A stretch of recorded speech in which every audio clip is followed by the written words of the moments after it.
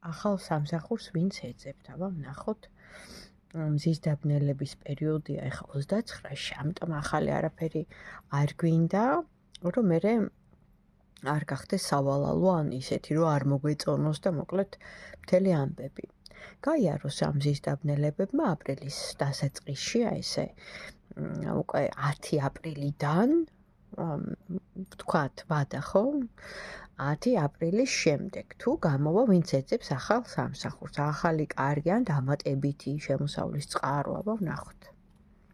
ვინც ეძებთ, რას გვეტყვიან კარტები. ვაუ, კი, აუცილებლად, ანუ შემოდის სტაბილურობა, შემოდის ფული, შემოდის ახალი შანსი სიტუაციის, ეს კარტი ყველანაირად კარგია, მაგრამ მაინც შემდეგ კარტსაც ამოვიღებ. კი ბატონო და თქვენ იქნებით ემოციონალურად, ანუ გახარებულები. ნახეთ, ცხრიანით ასები არის, რომ აი გაგიხარდებათ.